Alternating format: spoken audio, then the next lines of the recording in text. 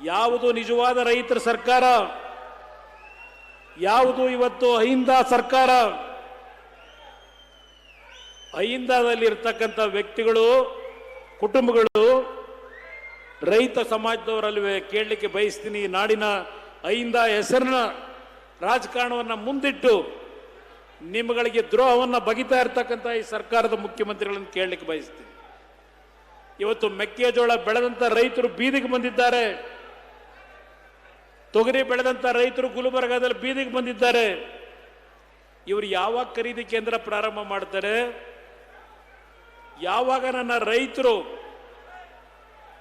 ಅವರ ಸಾಲ ತೀರಿಸಲಿಕ್ಕಾಗದೆ ಬೆಳಗ್ಗೆ ಸಾಲ ಮಾಡ್ಕೊಂಡಿರ್ತಾರೆ ಖಾಸಗಿಯವರ ಹತ್ರ, ಅವ್ರ ಸಾಲ ತೀರಿಸಲಿಕ್ಕಾಗದೆ ಯಾರು ಸಾಲ ಕೊಟ್ಟಿರ್ತಾನೆ ಅವನು ಒತ್ತಡಕ್ಕೆ ಮಣಿದು ಅವ್ರು ಕೇಳಿದಷ್ಟು ಬೆಲೆಗೆ ಆ ಬೆಳೆಯನ್ನು ಕೊಡ್ತಾರೆ. ಆದ ನಂತರ ಈ ಸರ್ಕಾರ ಖರೀದಿ ಕೇಂದ್ರ ಪ್ರಾರಂಭ ಮಾಡುತ್ತಾರೆ. ಆ ಖರೀದಿ ಕೇಂದ್ರಕ್ಕೆ ಬೆಳೆ ತಗೊಂಡೋಗೋರು ಯಾರು? ನಿಜವಾದ ಹೊಲದಲ್ಲಿ ಬಿತ್ತಿ ಬೆವರು ಸುರಿಸಿ ಸಂಪಾದನೆ ಮಾಡಿದಂಥ ಬೆಳೆಯನ್ನು ಸಂಪಾದನೆ ಮಾಡಿದಂಥ ರೈತರು ಖರೀದಿ ಕೇಂದ್ರಕ್ಕೆ ಹೋಗಲ್ಲ. ಈ ಸರ್ಕಾರದಲ್ಲಿ ಕೆಲವು ಬ್ರೋಕರ್ಗಳನ್ನು ಇಟ್ಕೊಂಡಿದ್ದಾರೆ. ಅದಕ್ಕೆ ನಾನು ಮಂಡ್ಯದಲ್ಲಿ ನಿನ್ನೆ ಒಂದು ಮಾತು ಹೇಳಿದೆ, ಇದು ಬ್ರೋಕರ್ಗಳ ಸರ್ಕಾರ ಅಂತ ಹೇಳಿ. ಬ್ರೋಕರ್ಗಳ ಸರ್ಕಾರ. ದುಡ್ಡು ಅವ್ರಿಗೂ ಹೋಗ್ತದೆ, ರೈತನಿಗೆ ಹೋಗಲ್ಲ. ಬಹುಶಃ ಹಿಂದೆ ಕೊಬ್ಬರಿ ಬೆಳೆ ಬೆಳೆದಂತ ನನ್ನ ಅರಸೀಕೆರೆ ರೈತರಿಗೂ ಅದರ ಅನುಭವ ಇರಬಹುದು. ಏನು ಬರೋಣ ನಗ್ತೀಯ? ಹಾಗೆ ಈಗೇನೋ ಸದ್ಯ ಪರವಾಗಿಲ್ಲ. ನನ್ನ ರೈತರು ನಮ್ಮ ಚಿಕ್ಕಮಂಗ್ಳೂರು ಶೃಂಗೇರಿ ನಮ್ಮ ಭೋಜಗೌಡ ಅವನೇ ಅಡಿಕೆ ಬೆಳೆದು ಒಳ್ಳೆ ದುಡ್ಡು ಸಂಪಾದನೆ ಮಾಡಿ ಪಗುರದಷ್ಟಾಗವ್ರವರೆಲ್ಲ. ಈಗ ತೆಂಗು ಎಳ್ನೀರು 60 ರೂಪಾಯಿ, ತೆಂಗಿನಕಾಯಿ 90-100 ರೂಪಾಯಿ, ಕೊಬ್ಬರಿ 25,000. ಸದ್ಯ ನೀವು 13,000 12,000 ಬಂದಾಗ 1,000-2,000 ಜಾಸ್ತಿ ಮಾಡಿಸ್ಬಿಡೋಣ ಸರ್ಕಾರದಲ್ಲಿ ಬೇಡ್ತಾ ಇದ್ರಿ ನೀವು. ಇವತ್ತು 25,000ಕ್ಕೆ ಹೋಗಿ ನನ್ನ ರೈತರು ಆ ತಾಯಿ ಆಸನಂಬೆಯಿಂದ ನೆಮ್ಮದಿಯಿಂದ ಸಂತೋಷವಾಗಿ ಬಾಳ್ತಾ ಇದ್ರಿ. ಇದು ಏನೋ ಸದ್ಯ ನೀವು ಬುಳ್ತಿರ್ತಕ್ಕಂಥದ್ದೇನಿದೆ, ಈ ಸರ್ಕಾರದ ನಡವಳಿಕೆ ಬಗ್ಗೆ ನಾನು ಹೇಳ್ತಾ ಇದ್ದೇನೆ. ಒಂದು ಮಾತನ್ನ ಹೇಳ್ತೇನೆ ವೇದಿಕೆ ಮುಖಾಂತರ ನಾಡಿನ ಜನತೆಗೆ. ಇತ್ತೀಚೆಗೆ ಹಲವಾರು ಕಡೆ, ನಿನ್ನೆ ನಾನು ತುಮಕೂರು ಮಂಡ್ಯ ಜಿಲ್ಲೆ ಪ್ರವಾಸದಲ್ಲಿ ಹೋಗಬೇಕಾದ್ರೆ ಮುಂದಿನ ಮುಖ್ಯಮಂತ್ರಿ 28 ಅಂತಕ್ಕಂಥದ್ದನ್ನೇನು ಕೂಗ್ತಾ ಇದ್ದಾರೆ. ನೀವು ಇಲ್ಲೇನು ಹೇಳ್ತಾ ಇದ್ದೀರಿ? ನನಗೆ ಮುಖ್ಯಮಂತ್ರಿ ಸ್ಥಾನಕ್ಕಿಂತ ಹೆಚ್ಚಾಗಿ ದೇವೇಗೌಡರ ಕನಸೇನಿತ್ತು, 65 ವರ್ಷದ ರಾಜಕಾರಣದಲ್ಲಿ ಕೇವಲ 2 ವರ್ಷವೋ 2.5 ವರ್ಷವೋ ಮಂತ್ರಿ, ಆಗಲೂ ನೆಮ್ಮದಿಯಿಂದ ಕೆಲಸ ಮಾಡ್ಲಿಕ್ಕೆ ಬಿಡಲಿಲ್ಲ. ಉತ್ತರ ಕರ್ನಾಟಕದ ನೀರಾವರಿ ಯೋಜನೆಗಳಿಗೆ 200 ಕೋಟಿ, ಕಾವೇರಿ ಜಲಾನಯ ಪ್ರದೇಶದಾಗ ನೀರಾವರಿ ಯೋಜನೆಗೆ 100 ಕೋಟಿ ಕೊಡಬೇಕು ಅಂತ ಹೇಳಿ ನೀರಾವರಿ ಮಂತ್ರಿಗಳಾಗಿ ಅವತ್ತೇನು ಒತ್ತಡ ಹಾಕಿದ್ರು. ಅವತ್ತಿನ ಅಧಿಕಾರಿಗಳು ಬರೀತಾರೆ, ದುಡ್ಡು ಗಿಡದಲ್ಲಿ ನಾವು ಬೆಳೆಯಲ್ಲ, ದುಡ್ಡಿಲ್ಲ ಅಂತ ಹೇಳಿ.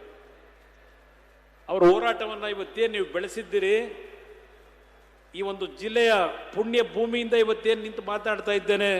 ಈ ನಾಡಿನ ಜನತೆಗೆ, ನನ್ನ ರೈತ ಬಂಧುಗಳಿಗೆ ಮನವಿ ಮಾಡ್ತೇನೆ, ಇವತ್ತು ಈ ರಾಜ್ಯ ಮತ್ತೇನಾದರೂ ಒಂದು ಉತ್ತಮವಾದ ಪರಿಸ್ಥಿತಿಗೆ ಬರಬೇಕಾದರೆ ಜಾತಿಯನ್ನ ಬಿಡಿ, ಜಾತಿಯನ್ನ ಬಿಡಿ. ಕೈ ಜೋಡಿಸಿ ನಾಡಿನ ಜನತೆಗೆ ಮನವಿ ಮಾಡ್ತೇನೆ, ಕೈ ಜೋಡಿಸಿ ಮನವಿ ಮಾಡ್ತೇನೆ. ನಾವು ಚಿಕ್ಕ ಮಕ್ಕಳಿಂದ ಅವರನ್ನ ನೋಡಿದ್ದೇವೆ, ದೇವೇಗೌಡರನ್ನ. ಅವರಲ್ಲಿ ಯಾವ ಬಡ ಕುಟುಂಬಗಳು, ನನ್ನ ರೈತರು ನೆಮ್ಮದಿಯಿಂದ 2 ಹೊತ್ತು ಊಟ ಮಾಡಿ ಜೀವನ ಮಾಡಬೇಕು, ಕುಟುಂಬಗಳು ಸಂತೋಷವಾಗಿರಬೇಕು ಅಂತಕ್ಕಂಥ ಯೋಜನೆಗಳನ್ನು ತರಬೇಕು ಅಂತೇಳಿ ನಿರಂತರವಾಗಿ ಚಿಂತನೆ ಮಾಡಿದ್ರು.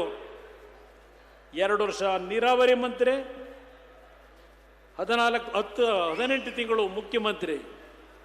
ಈ ವೇದಿಕೆ ಮುಖಾಂತರ ಉತ್ತರ ಕರ್ನಾಟಕದ ಬಾಗಲಕೋಟೆ, ಬಿಜಾಪುರ, ಕಲಬುರಗಿ, ಯಾದಗಿರಿ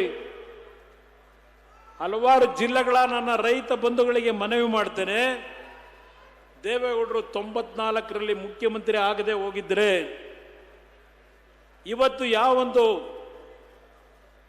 ಟ್ರಿಬ್ಯುನಲ್ ನಮಗೆ ನೀರನ್ನ ತೆಗೆದುಕೊಳ್ಳಿಕ್ಕೆ ಕೃಷ್ಣಾ ಮೇಲ್ದಂಡೆ ಯೋಜನೆಯ ಟ್ರಿಬ್ಯುನಲ್ ಆದೇಶ ಮಾಡಿದ್ದಾರೆ, ಒಂದು ಇಂಚು ಮುಂದಕ್ಕೆ ಹೋಗಲಿಲ್ಲ ಈ ಸರ್ಕಾರ, ಬಂದಂತ ಸರ್ಕಾರಗಳು. ಅವತ್ತು ದೇವೇಗೌಡರು ತೆಗೆದುಕೊಂಡಂತ ನಿರ್ಧಾರ 2000ನೇ ಇಸ್ವಿ ಒಳಗೆ ಮೊದಲನೆಯ ಟ್ರಿಬ್ಯುನಲ್ ಬಚಾವತ್ ಕಮಿಷನ್ ಕೊಟ್ಟಂತ ನೀರನ್ನ